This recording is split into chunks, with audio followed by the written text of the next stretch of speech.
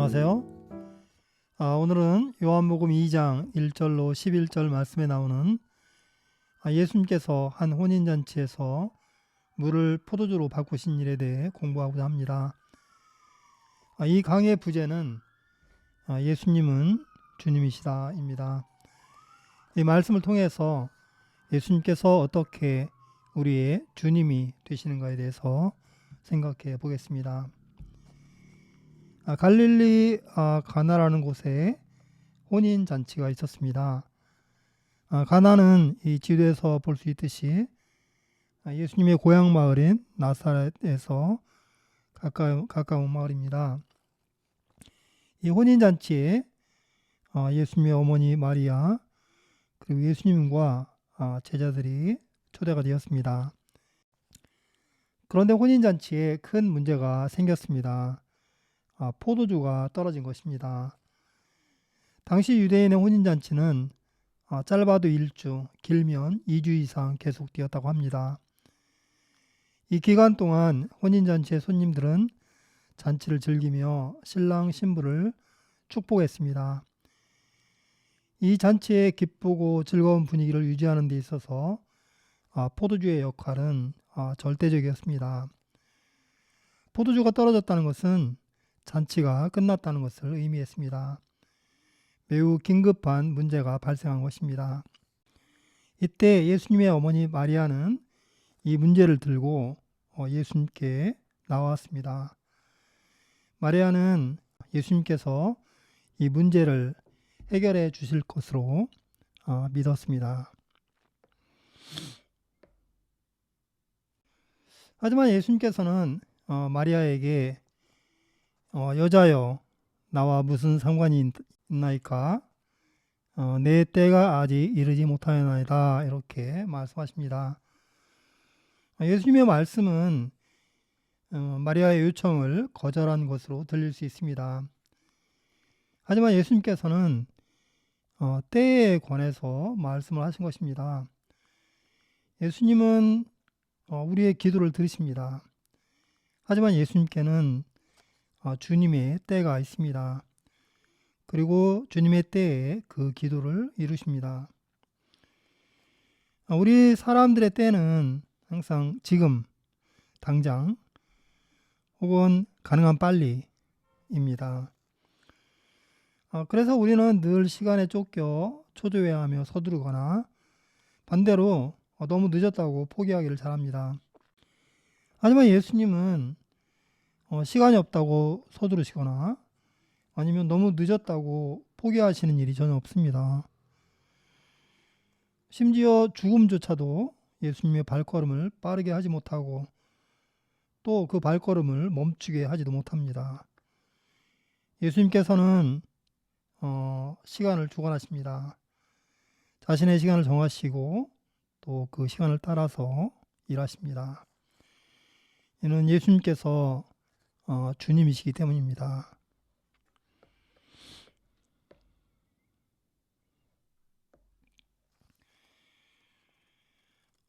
마리아는 하인들을 불러서 말했습니다. 너희들에게 무슨 말씀을 하시든지 그대로 하라. 마리아는 여전히 예수님을 믿고 하인들을 준비시켰습니다. 그녀는 예수님께서 어떻게 이 문제를 해결하실 것인지에 대해서 전혀 몰랐습니다. 대신에 하인들에게 너에게 무슨 말씀을 하시든지 그대로 하라 이렇게 말했습니다. 이것이 올바른 자세입니다. 사람들은 어떤 문제가 있을 때 대개 그 문제를 어떻게 해결을 할 것인가 그것을 자신이 정합니다. 그리고 하나님께서 자신이 정한 이 방법대로 문제를 해결해 주시기를 바랍니다. 말하자면 방법은 내가 정하고 하나님께서 내 방법에 순종해 주시라고 요구하는 것입니다. 마리아의 방식은 정반대죠. 방법은 예수님께서 정하시고 우리는 예수님께서 정하신 방식에 순종을 하는 것입니다. 예수님께서는 사람들이 이해할 수 없는 방법으로 문제를 해결하십니다. 물 위로 걸어오시기도 하시고 또 오병이어로 5천 명을 먹이시기도 하시고 진흙을 이어 눈에 발라 소경의 눈을 띄우기도 하십니다. 우리가 할 일은 어떻게 하시려고 하며 불안한 마음으로 주님을 쳐다보는 대신 무슨 말씀을 하시든지 그대로 순종할 수 있도록 자신을 준비하는 것입니다. 어떻게는 예수님께서 정하십니다. 그리고 우리는 예수님께서 정하신 방법에 순종하고 또 따르는 것입니다. 어떻게는 예수님께서 정하십니다. 이는 예수님께서 주님이시기 때문입니다.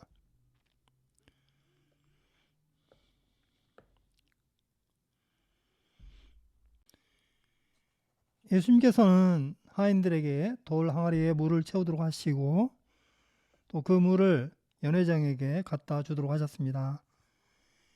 연회장은 물로 된 포도주를 맛보고 그것이 어디에서 났는지 알지 못했지만 하인들은 알았습니다. 이 포도주는 어디에서 왔을까요? 물이 포도주가 된 것입니까? 아닙니다.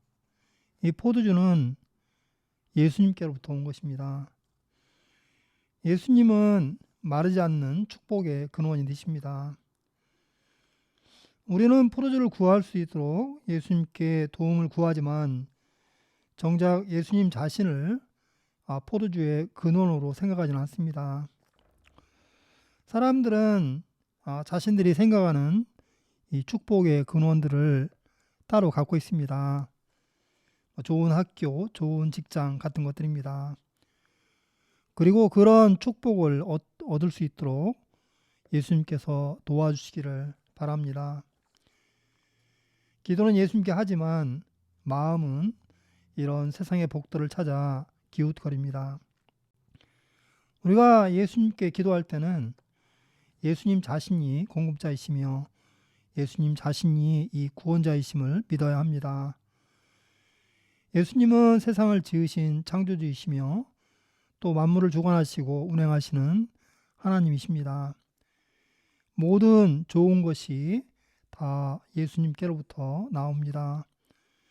그러므로 예수님께서 계신 곳이 곧 우리가 머무를 곳이며 예수님께서 가시는 곳이 곧 우리가 따라가야 하는 곳입니다. 예수님 자신이 바로 축복의 근원이 되십니다. 이는 예수님께서 주님이시기 때문입니다.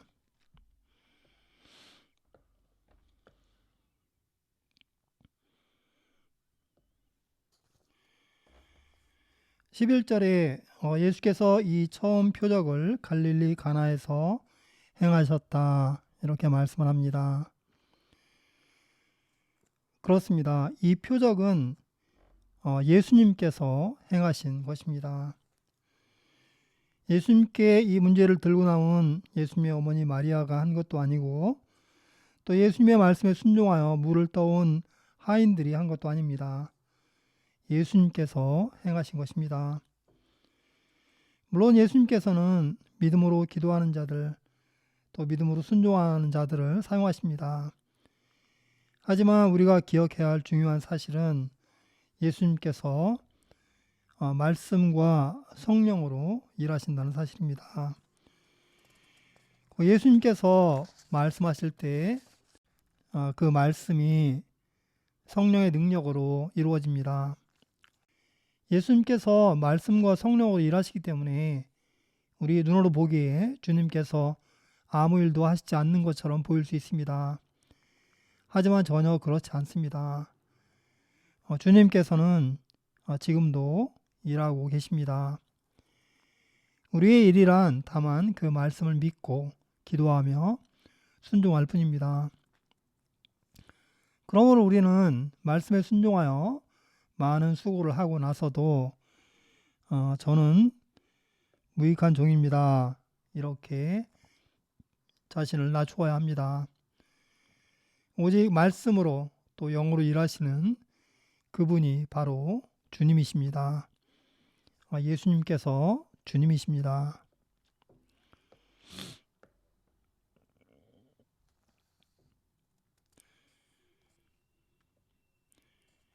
예수님께서 가나 혼인 잔치에서 물을 포도주로 바꾸신 일은 주님께서 행하신 처음 표적입니다. 여기서 표적이란 성경에서 자주 기적이라고 번역되기도 합니다. 왜냐하면 이 표적들이 자주 물이 포도주로 변하는 것처럼 어떤 초자연적인 현상을 수반하기 때문입니다. 하지만 예수님께서 행하시는 기적들은 단지 그것들이 초자연적인 현상이라는 점에 의미가 있지 않습니다.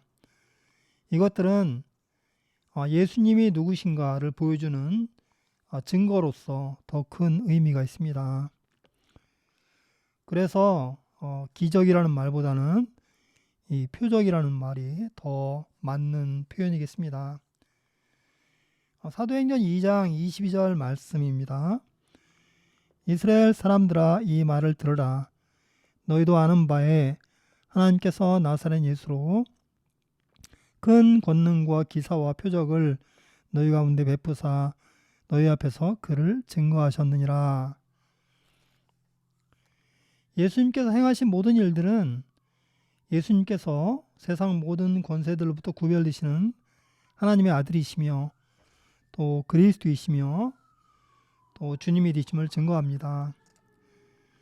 예수님께서 우리 가운데 행하시는 일들 또한 마찬가지입니다. 우리는 일어나는 모든 일들을 통해서 예수님이 누구신지를 배워야 합니다. 우리가 많은 축복을 받더라도 그것이 우리를 예수님을 아는 지식으로 인도하지 못한다면 그것은 온전한 축복이 될 수가 없습니다. 마치 오늘 혼인잔치에 참석한 사람들이 주님이 만드신 맛있는 포도주를 즐길 수는 있지만 여전히 예수님께 대해서는 모르고 있는 것과 같습니다. 반대로 고난이라도 그것을 통해 예수님을 알 수 있다면 그것은 정말 온전한 축복입니다. 하나님 안에서 우리의 삶 자체가 기적입니다. 그리고 이 기적은 예수님이 나의 주님이심을 증거하는 표적입니다. 예수님은 주님이십니다.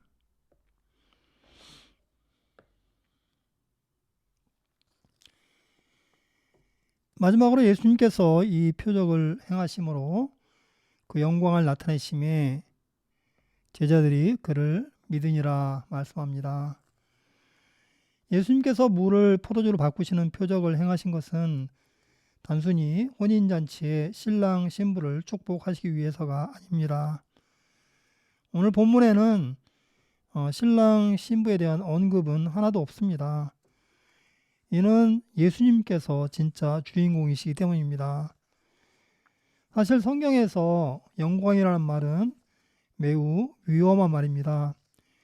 왜냐하면 이 말은 오직 하나님께만 사용될 수 있는 금기어이기 때문입니다.